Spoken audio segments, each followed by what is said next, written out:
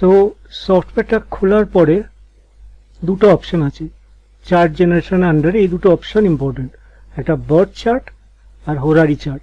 Birth chart হচ্ছে যখন birth time আছে, বাট আমরা বার্থ চার্ট এখানে ডিসকাস করবো না, কারণ বার্থ চার্টে অনেক দূরের রেজাল্ট ঠিকঠাক হয় না, মানে যখন যত বয়স বাড়ে। তখন আমরা যাবো হোরারি চার্ট। হোরারি চার্ট হচ্ছে তুই যদি কোনো ব্যাপারে খুব অ্যাংশাস হোস এবং সেটা তোর যে তখন একটা র্যান্ডম নাম্বার বিটুইন 1 to 2193 ভাববি, সেটা ওই যেটা রেজাল্ট তার সাথে কানেক্টেড হয়, তো সেই নাম্বারটা ভাবতে হবে। সো ধর মানি প্রবলেমে আছিস, তো তোকে ভাবতে হবে যে 1 মিনিট রিয়েলি ম্যানিফেস্ট মেডিটেট করতে হবে যে আমি টাকাটা পাবো, আমি টাকা পাবো, আমি টাকা পাচ্ছি, এবং ভিজুয়ালি মানে চোখ বন্ধ করে তোকে ভাবতে হবে যে টাকাটা পাচ্ছিস। কার থেকে পাচ্ছিস? বসের থেকে পাচ্ছিস বা হোয়াট এভার, যার থেকে যা পেতে চাস সেটাকে 1 minute, not less than that, তোকে ভিজুয়ালাইজ করতে হবে।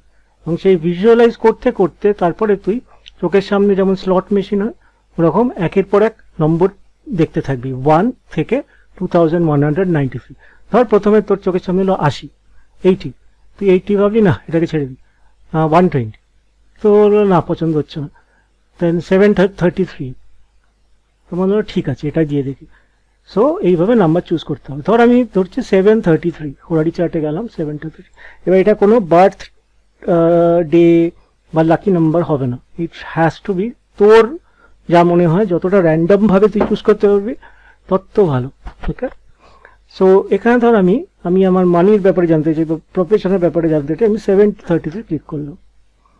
এরপরে সোজা চলে আসতে হবে, এখানে ডেট সিলেক্ট করা যায়, করছি না কারণ ডেট তো আজকের ডেট নিয়ে নেবে, হোরারি যখনই মানে আজকের ডেট, এবং টাইমটা হচ্ছে নাও। ঠিক যখন আমি জেনারেট চার্টটা করতে যাব তখন একবার করে নাও টিপে নেবো, কারণ সেই সময়ের টাইমটা নেবে।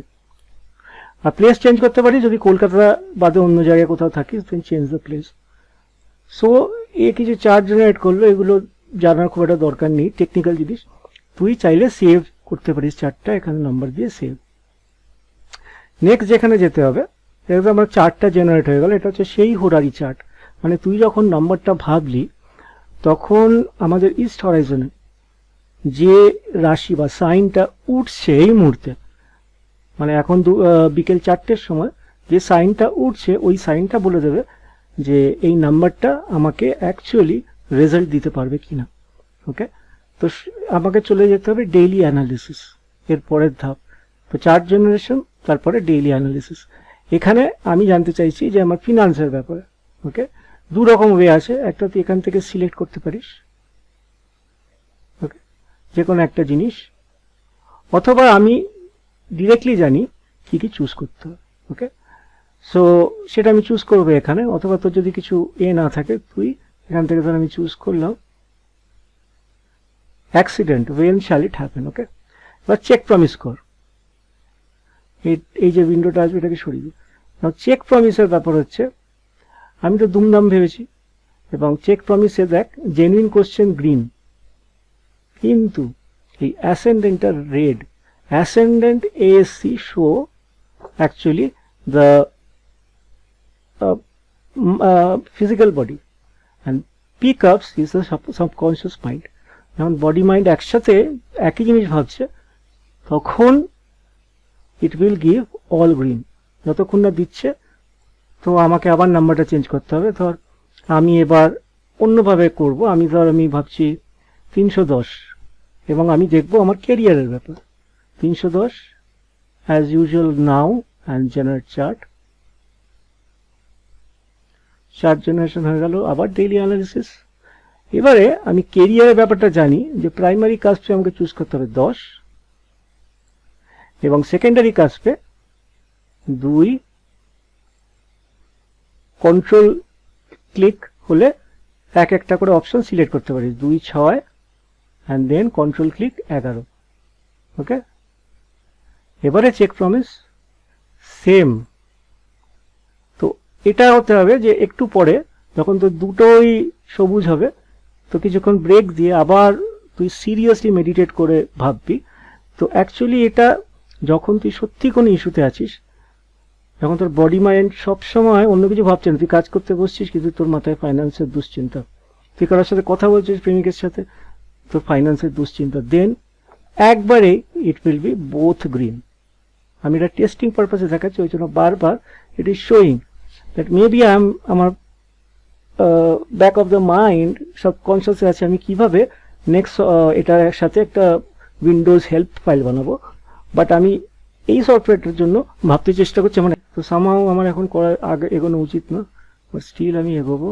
এবং অগস্ট, সেপ্টেম্বর, অক্টোবর 3 মাসের জন্য দেখছি, দেখা যাক এবার।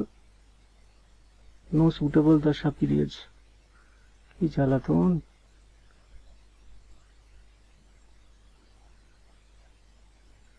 নো সুটেবল দশা পিরিয়ড, ওকে আমি 7th, কিছুই খুঁজে পাচ্ছি না। ওকে চেঞ্জ করে দিয়ে করি 17।